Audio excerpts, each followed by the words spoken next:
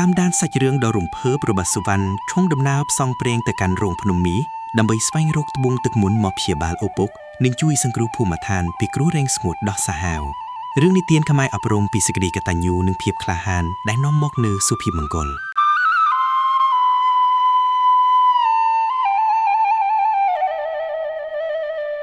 នៅក្រៅមេឃដ៏ស្រឡះនៃភូមិភាគឦសានដែលហួសពិតទៅដោយជួរភ្នំខៀវស្រងាត់និងវាលស្រែធំល្វឹងល្វើយ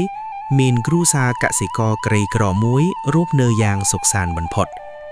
តាសុកនិងយាយភុំជាប្តីប្រពន្ធដែលខំប្រឹងរួបដោយរបរធ្វើចំការតាំងពីក្មេងរហូតដល់ចាស់ជរាពួកគាត់មានកូនប្រុសតែម្នាក់គត់ឈ្មោះសវណ្ណដែលមានចិត្តថ្លៃថ្នូរឧស្សាហ៍ព្យាយាមនិងមានរាងកាយមាំមួនខុសប្លែកពីក្មេងដទៃទៀតក្នុងភូមិរាល់ព្រលឹមស្រាងកាលដែលសត្វបក្សាបក្សីចាប់ផ្ដើមយំច្រៀងរំពងព្រៃសវណ្ណតែងតែក្រោកពីដំណេកយ៉ាងរហ័សរហួនដើម្បីជួយសម្រាលការងារឪពុកម្ដាយដូចជារែកទឹកពីអណ្ដូងមកស្រោចដំណាំលក់ស្មៅនិងថែទាំបន្លែបង្ការនៅក្រោយផ្ទះយ៉ាងខ្ជាប់ខ្ជួងបំផុតប៉ុន្តែអំណោយផលនៃធម្មជាតិមិនមែននៅស្ថិតស្ថេរជារៀងរហូតនោះឡើយ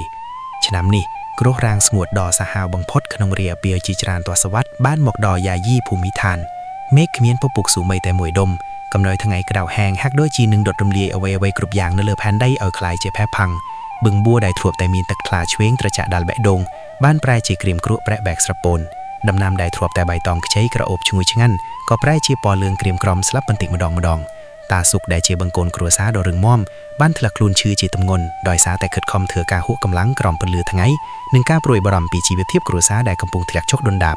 យាយភូមិអង្គុយយំសសឹកសស្រាកនៅក្បែរគ្រាប្តីខណៈដែលសវណ្ណឈរមើលទិដ្ឋភាពដ៏ខ្លោចផ្សានេះដោយក្តីរំជួលចិត្តជាពុនពេកគ្រឿងទ្រូងម៉ែកុំយំអីខ្ញុំនឹងមិនបណ្ដោយឲ្យគ្រួសារយើងរងទុក្ខបែបនេះឡើយខ្ញុំនឹងទៅរកវិធីជួយពុកនិងជួយចំការយើងឲ្យរស់ឡើងវិញឲ្យតល់តែបានសវណ្ណនិយាយដោយទឹកមុខមើងម៉ាត់បំផុតទោះបីជាគេដឹងថាវាមិនមែនជារឿងងាយស្រួលក៏ដោយគេធ្លាប់បានលើចាស់ទុំក្រុងភូមិនិយាយតំណៅគ្នាពីដើមមកថានៅជ្រៅក្នុងព្រៃភ្នំខាងលិចមានរោងភ្នំមាតែលែកទុកនៅត្បូងទឹកមុនអាតកំបាំងតែអាចប្រែទឹកដីដែលងាប់ឲ្យមានជីវិតឡើងវិញបានភ្លាមប៉ុន្តែផ្លូវទៅកាន់ទីនោះគឺពោពេញទៅដោយគ្រោះថ្នាក់សត្វសាហាវនិងឧបសគ្គដែលមនុស្សធម្មតាមិនហ៊ានប្រថុយប្រឋានឡើយដោយចិត្តកតញ្ញូដ៏ជ្រាលជ្រៅមិនអាចមើលឪពុកស្លាប់នឹងភ្នែកនិងមិនអាចឃើញអ្នកភូមិរងទុក្ខវេទនាសវណ្ណបានសម្រេចចិត្តរៀបចំបង្វិចស្បៀងអាហារតិចតួចដើម្បីធ្វើដំណើរផ្សងព្រេងភ្លាមដំណើរចាកចេញរបស់សុវណ្ណចាប់ផ្ដើមនៅព្រលឹមថ្ងៃបន្ទាប់ក្នុងខណៈដែលទឹកសន្សោមមិនទាន់រលាយអស់នៅឡើយ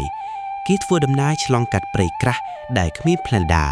ចុះវាលឡើងភ្នំដ៏ខ្ពស់ក្រោមពន្លឺថ្ងៃដ៏ក្តៅក្រហាយជក់ឆ្អាំងសំឡេងសត្វព្រៃស្រែកយំទ្រហឹងអឹងកងប្រៀបដូចជាការប្រមានឲ្យគេត្រឡប់ក្រោយវិញប៉ុន្តែបេះដូងរបស់សុវណ្ណរឹងមាំដូចថ្មដាដែលមិនរង្គើតាមខ្យល់បក់បន្ទាប់ពីដើរអស់រយៈពេល3ថ្ងៃ3យប់ស្បៀមហាក៏អស់រលីងទឹកក្នុងបំពង់ឫស្សីក៏លែងមានសំបីតែមួយដំណក់សុវណ្ណក៏ចាប់ផ្ដើមអស់កម្លាំងល្វើយស្ទើរតែដាច់ខ្យល់គេបានដួលសន្លប់នៅក្រោមដើមជ្រៃធុងមួយនាជើងភ្នំខៀវដ៏អាថោកំបាំងក្នុងសុពិនដ៏ចម្លែកគេបានឃើញពន្លឺពណ៌មាសចេះចេញពីរូងភ្នំមួយដែលនៅជិតនោះហើយមានសំឡេងប្រលឹងបបបុរសបន្លឺឡើងថាមានតែចិត្តស្មោះត្រង់ខ្លាំងក្លានិងភាពក្លាហានពិតប្រាកដប៉ុណ្ណោះទើបអាចបើកទ្វារអាថោកំបាំងនេះបានសុវណ្ណភ្ញាក់ដឹងខ្លួនឡើងវិញដោយសារដំណក់ទឹកសំសង់ត្រជាក់ស្រពុះធ្លាក់មកលើបបោមាត់ដែលកំពុងស្ងួតហែងគេក្រោកឈរឡើងវិញដោយក្តីសង្ឃឹមថ្មីពោពេញក្នុងខ្លួននៅចំពោះមុខគេគឺជាច្រកចូលរូងភ្នំដ៏ធំមួយដែលមានវលីរុំចិត្តមើលមិនយល់នៅមាត់ច្រកនោះមានពស់ថ្លាន់ធំសម្បើមួយកំពុងដេកយាមយ៉ាងស្ងប់ស្ងៀមបន្ទត់ភ្នែករបស់វាភ្លឺដោយត្បូងមរកតដ៏មានតម្លៃសម្លឹងមកកាន់សុវណ្ណហាក់ដូចជាកំពុងពិនិត្យមើលចិត្តគំនិតនិងភាពស្មោះត្រង់របស់គេសុវណ្ណមិនខ្លាចញញើតឡើយគេបានលុតជង្គង់ចុះលើដីសម្ប៉ះសំការអនុញ្ញាតចូលទៅខាងក្នុងដើម្បីជួយអ្នកមានគុណភ្លាមនោះពស់ថ្លាន់ដ៏គួរឲ្យខ្លាចក៏វាចេញដោយសន្តិភាពយ៉ាងចម្លែកបើកផ្លូវឲ្យសុវណ្ណចូលទៅក្នុងពិភពអាថោកំបាំងដែលមិនធ្លាប់មានមនុស្សណាម្នាក់បានឃើញពីមុនមកឡើយនៅក្នុងរូងភ្នំមានពន្លឺចែងចាំងចេញពីជញ្ចាំងថ្មនិងសំឡេងទឹកហួរតិចៗដែលនាំឲ្យសុវណ្ណដើរទៅរកអាថោកំបាំងដ៏អស្ចារ្យបំផុតដែលនឹងផ្លាស់ប្ដូរវាសនារបស់គេជារៀងរហូតនៅខាងក្នុងរូងភ្នំមានពន្លឺចែងចាំងចេញពីជញ្ជាំងថ្មនិងសំឡេងទឹកហូរតិចៗដែលនាំឲ្យសុវណ្ណដើរទៅរកអាថោកំបាំងដ៏អស្ចារ្យបំផុតដែលនឹងផ្លាស់ប្ដូរវាសនារបស់គេជារៀងរហូតសុវណ្ណបន្តដំណើរទៅមុខដោយចិត្តអង់អាចនិងក្តីសង្ឃឹមយ៉ាងមុតមមបំផុតរូងភ្នំនេះ មិនមែនជារូងភ្នំធម្មតាដោយដែលមនុស្សទូទៅធ្លាប់ស្គាល់នោះទេប៉ុន្តែវាគឺជាវិមានក្រោមដីដ៏ស្កឹមស្កៃអស្ចារ្យដែលត្រូវបានលះកំបាំងដោយមន្តអាគមរាប់រយឆ្នាំមកហើយពន្លឺពណ៌បៃតងខ្ចីដែលសវណ្ណបានឃើញពីចម្ងាយនោះ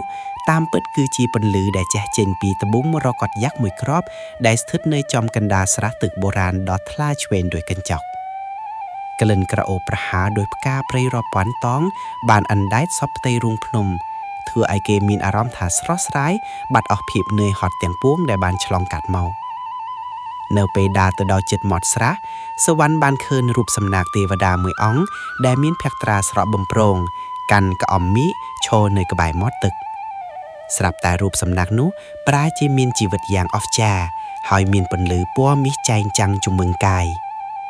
ទេវតានោះបានសម្លឹងមកកាន់សវណ្ណដោយព្រះទ័យមេត្តាករុណារួចបន្លឺវាចាថាសវណ្ណអើយចិត្តដ៏បរិសុទ្ធនិងភាពកតញ្ញូដ៏ជ្រាលជ្រៅរបស់ចៅបាននាំផ្លូវចៅមកដល់ទីនេះគ្មានមនុស្សម្នាក់ណាអាចចូលមកដល់ទីកន្លែងដ៏សក្តិសិទ្ធិនេះបានឡើយប្រសិនបើពួកគេមានចិត្តលោភលន់និងបាបកម្មយាយីតើចៅប្រាថ្នាចង់បានអ្វីសម្រាប់ជីវិតខ្លួនឯងទៅថ្ងៃមុខតើចៅចង់បានមាសប្រាក់កំណរភ្លុំ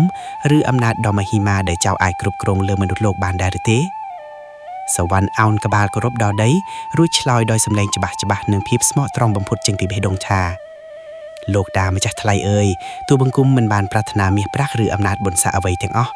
អ្វីដែលទូបង្គំចង់បានបំផុតក្នុងពេលនេះគឺឱសថទាបដើម្បីយកទៅព្យាបាលជំងឺលោកឪពុកដែលជាអ្នកមានគុណរបស់ទូបង្គំដែលកំពុងដេកឈឺរងទុក្ខវេទនានៅលើគ្រែតែប៉ុណ្ណោះប្រសិនបើជីវិតរបស់លោកឪពុកបានជាសះស្បើយពីជំងឺនិងមានសុខភាពល្អនោះគឺជាសុភមង្គលដ៏ធំបំផុតសម្រាប់ជីវិតកូនអ្នកចំការដូចជាទូបង្គំទៅហើយឮដូច្នោះទេវតាញញឹមដោយសេចក្តីពេញចិត្តយ៉ាងខ្លាំងចំពោះទឹកចិត្តដ៏កម្រនិងកម្រិតនៃសិលធម៌របស់យុវជនម្នាក់នេះទ្រង់ក៏បានដងទឹកចេញពីក្អមមាសប្រគល់ឲ្យសវណ្ណរួមជាមួយគ្រាប់ពូជរុក្ខជាតិពណ៌មាសមួយក្តាប់ដៃយ៉ាងណែនទ្រង់មានបន្ទូលផ្ដាំផ្ញើមកកាន់សវណ្ណថានេះគឺជាទឹកអមฤតដែលកោតចេញពីសេចក្តីល្អនិងការលះបង់ចូលយកវាទៅចោះវានឹងជួយឲ្យឪពុករបស់ចៅមានសុខភាពមាំមួនឡើងវិញជាមិនខានចំណែកគ្រាប់ពូជទាំងនេះនឹងជួយឲ្យចំការរបស់ចៅមានភោគផលបរិបរណ៍មិនចាក់រៀងស្ងួតទក់ក្នុងរដូវណាក៏ដោយប៉ុន្តែត្រូវចាំថាចូលរក្សាចិត្តសម្បូរៈនិងភាពរាបសារនេះឲ្យជាប់ជានិច្ចកុំឲ្យភាពមានបានមកបំពុលចិត្តគំនិតដ៏ល្អស្អាតរបស់ចៅឲ្យសោះសវណ្ណទទួលវត្ថុទាបទាំងនោះដោយសេចក្តីរំភើបអំណរឥតឧបមានៅពេលគេចាក់ចេញពីរូងភ្នំពស់ថ្លាន់ដ៏ធំនោះបានងក់ក្បាលលាគេយ៉ាងទន់ភ្លន់រួចក៏រលាយបាត់ទៅក្នុងអ័ព្ទនៃព្រៃជ្រៅយ៉ាងអាថាកំបាំងនៅពេលត្រឡប់មកដល់ផ្ទះវិញសវណ្ណបានប្រញាប់ប្រញាល់ឲ្យឪពុកផឹកទឹកអមฤតនោះភ្លាមមួយរំពេចនោះជំងឺដ៏កាយសាហាវដែលធ្លាប់តែយាយីរាងកាយលោកឪពុកក៏រលាយបាត់អស់គ្មានសល់ធ្វើឲ្យគាត់មានកម្លាំងមាំមួនដោយការនៅក្មេងវ័យឡើងវិញមិនត្រឹមតែប៉ុណ្ណោះគ្រាប់ពូជដែលទេវតាប្រគល់អាយនៅពេលសវណ្ណយកទៅដាំក្នុងចម្ការវាក៏ដកលូតលាស់យ៉ាងឆាប់រហ័សនិងផ្ដល់ផលផ្លែផ្អែមត្រជាក់ខុសពីផលដំណាំធម្មតាដែលអ្នកភូមិធ្លាប់បានឃើញ